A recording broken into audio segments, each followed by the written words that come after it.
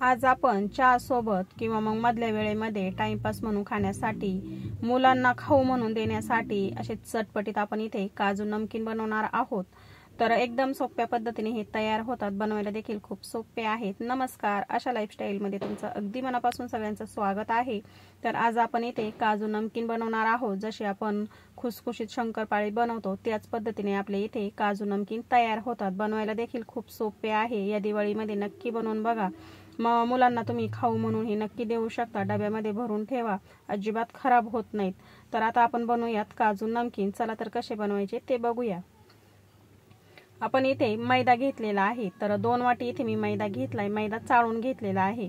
एक भांड्यात मैदा आपण 2 वाटी काढून घेतला। एक छोटा चमचा आपण याच्यावरती मिरे पावडर घालून घेतली। पावडर जर नसेल तर मिरे खलबत्त्यामध्ये ठेचून सुद्धा तुम्ही घालू शकता।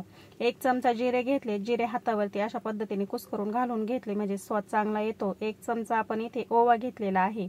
ओव्याने आपले हे काजू नमकीन खूप चवदार असे लागतात, तर ओवा नक्की घालायचा आहे। ओव्यानेच याची खूप छान अशी टेस्ट वाटते। आता एक चमचा आपण तो सुद्धा घालून घेतला।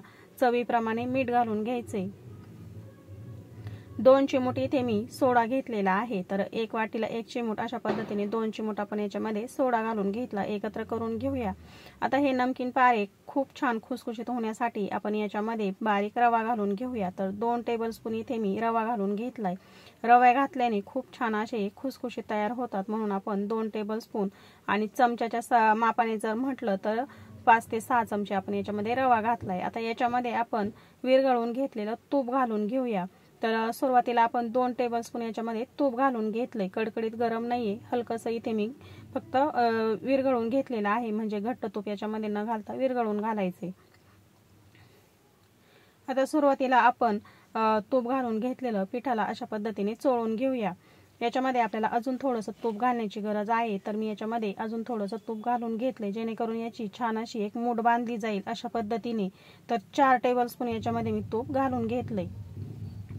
बघा, मैद्याची अशा पद्धतीने एक मूठ बांधली जाते। अशा पद्धतीने याच्यात आपण मैद्यात तूप घालून घेतलं। आता थोडं थोडं करत पाणी घालून घ्यायचं आणि जसं आपण शंकरपाळीचं पीठ मळून घेतो त्या पद्धतीने आपल्याला हे मळून घ्यायचंय।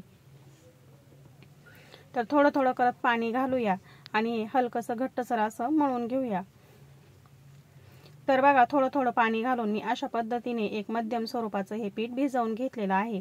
अजून आपण हे 10-15 मिनिटांसाठी भिजत ठेवूया, छान असं घट्टसर होईल। याच्यामध्ये जो रवा घातलाय तो छान असा फुलले जाईल। जवळपास 15 मिनिटांसाठी मी असं भिजत ठेवलं होतं। आता आपण याच्यामधून 2 मध्यम आकाराचे असे गोळे काढून घेऊया। हे पीठ मी अजिबात जोर देऊन असं मळलेलं नाही, जसं आपण शंकरपाळी खुसखुशीत होण्यासाठी हे पीठ सुद्धा आपल्याला हलक्या हाताने मळून घ्यायचंय, म्हणजे आपले जे काजू नमकीन आहे ते खूप छान असे खुसखुशीत तयार होतात आणि अजिबात कडकही होत नाही आणि मऊ सुद्धा पडती नाही। तर बघा, मध्यम स्वरूपाचे आपण इथे 2 उंडे घेतलेले आहेत। आता सुरुवातीला आपण काय करूया, एक लाटून घेऊया। तर याला पीठ लावण्याची किंवा तेल तूप लावण्याची काहीच गरज पडत नाही, सहज लाटला जातो, अजिबात चिकटत नाही। तर बघा, अशा पद्धतीने एक लाटून घेतली। आता ही आपण ना साईडला ठेवूया आणि दुसरी सुद्धा ह्याच पद्धतीने लाटून घेऊया।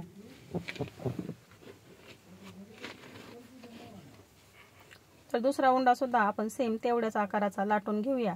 एकदम मस्त असे खुसखुशीत हे काजू नमकीन होण्यासाठी एकदम सोपी पद्धत आहे। अशा पद्धतीने तुम्ही नक्की बनवून बघा। तर बघा, आता एक लाटून घेतली, त्या लाटीवरती आपण अशा पद्धतीने तूप चोळून घेऊया, म्हणजे जे काजू नमकीन आहेत ना खूप छान खुसखुशीत होतात, मऊ पडत नाही आणि अजिबात कडक सुद्धा होत नाही। तर आता तूप चोळून घेतलं, त्याच्यावरती आपण दुसरी लाटून घेतलेली पोळी सुद्धा ठेवली।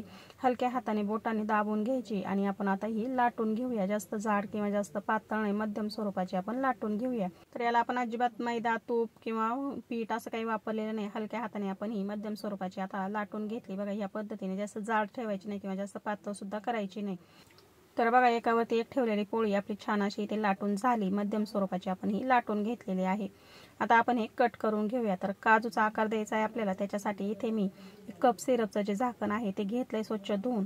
अर्ध झाकण ठेवायचंय वरती आणि अर्ध आपल्याला बाजूला खेचायचंय। अशा पद्धतीने बघा, मस्त असा काजूचा आकार इथे आलेला आहे। अशा पद्धतीने आपल्याला हे कट करून घ्यायचंय। कट करायला इतकं सोपं आहे, सहज अगदी लहान मुलं सुद्धा कट करू शकतील अशा पद्धतीने हे कट करायला सोपं आहे। तर बघा सहज भरभर असं आपण हे कट करू शकतो। मी एक ताटामध्ये लगेच काढून ठेवते। अशा पद्धतीने आपल्याला अगोदर मधून सुरुवात करायची आणि नंतर सगळे याचे आपल्याला अशा पद्धतीने कट करून घ्यायचे। पुन्हा उरलेलं पीठ आपल्याला एकत्र करून पुन्हा त्याची आपल्याला एक लाटी लाटून घ्यायची। याच पद्धतीने संपूर्ण आपण आता काजू नमकीन तयार करून घेऊया अगोदर आणि नंतर तळायला घेऊया। तर बघा भरभर असे आपल्याला या झाकणाच्या मदतीने काजूच्या आकाराचे हे कट करायला खूप सोपे जातात। आता ह्या पद्धतीने मी संपूर्ण अगोदर बनवून घेते। किती छान असा आकार आलेला आहे आणि ह्याच पद्धतीने मी संपूर्ण बनवून 2 ताटामध्ये इथे काढून ठेवलेले आहेत। तर बघा आता छान आकार आलेला आहे। आता आपल्याला हे तळून घ्यायचे। गॅसवरती आपण तेल ठेवलेलं आहे कढईमध्ये तापण्यासाठी। तेल आपल्याला जास्त कडकडीत गरम करायचं नाही, गॅस मध्यम ठेवायचा आहे आणि मध्यम गॅसवरतीच आपल्याला हे तळून घ्यायचे। फुल गॅस अजिबात करायची गरज पडत नाही। आपल्याला हे तळण्यासाठी थोडासा वेळ लागतो, जसं शंकरपाळी तळण्यासाठी वेळ लागतो तसंच हे काजू नमकीन तळण्यासाठी सुद्धा आपल्याला थोडासा वेळ लागतो। कमी गॅसवरतीच आपल्याला हे तळून घ्यायचे म्हणजे छान आतपर्यंत असे हे खुसखुशीत होतात। एक सारख्या रंगावरती आपल्याला हे तळून घ्यायचे। छोटा झाऱ्या घेतलाय, छोट्या झाऱ्याने आपल्याला असं खालवर करायचंय म्हणजे चौ बाजूने व्यवस्थित असा सारखा रंग येतो आणि आतपर्यंत हे छान असे तळले जातात। गॅस कमीच आहे, तुम्ही बघू शकता मी गॅस अजिबात मोठा केलेला नाही किंवा कडकडीत असं तेल अजिबात तापलेलं नाही। मध्यम गॅसवरतीच आपल्याला हे छान असे आता कुरकुरीत तळून घ्यायचे। तर खूप छान लागतात हे नमकीन पारे, मुलांना तर खूप आवडतील। खाऊ म्हणून तुम्ही असा डबा भरून ठेवू शकता। तर बघा आता मध्यम गॅसवरती हे छान असे मी एक सारख्या रंगावरती येत नाही तोपर्यंत हे तळून घेणार आहे। मध्यम गॅस ठेवायचा आणि छोट्या झाऱ्याने सतत आपल्याला खालीवर करत राहायचे म्हणजे एकसारखे हे तळले जातात। बनवायला खूप सोपे आहे, झटपट तयार होतात आणि 2-3 महिने तुम्ही हा डबा भरून ठेवू शकता, अजिबात खराब होत नाहीत। तर बघा गॅस मध्यम ठेवून मी अशा पद्धतीने छान असा रंग येऊपर्यंत हे तळून घेतले। तुम्ही बघू शकता मस्त कलर आलेला आहे, एकसारखे हे आतपर्यंत तळले गेले आहेत। आता आपण हे मोठा झाऱ्या घेऊ आणि हे काढून घेऊया।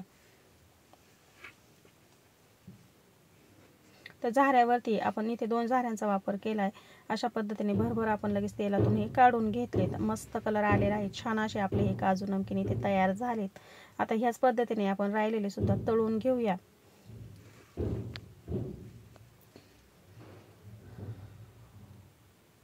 तर दुसरी बॅच सुद्धा आपण इथे तेलामध्ये सोडलेली आहे। हे सुद्धा आपण छान रंग येऊपर्यंत आणि छान कुरकुरीत होईपर्यंत कमी गॅसवरतीच तळून घेऊ। तर बघा अशा पद्धतीने दुसरी बॅच सुद्धा आपण याच्यामध्ये सोडून घेतली। संपूर्ण अगोदर बनवून घ्यायचे, हलकेसे सुकले तरी त्याला काहीच होत नाही, एकमेकाला अजिबात चिकटत नाही आणि एक सोबतच तुम्ही तेलामध्ये जेवढे बसतील तेवढे तेलामध्ये सोडू शकता। आता दुसरी बॅच सुद्धा आपण छान अशी इथे तळून घेतली। तुम्ही बघू शकता अगदी मस्त कमी गॅसवरती हे तळून झालेत, एकसारखा कलर आलेला आहे, छान असे आतपर्यंत हे तळले गेलेत।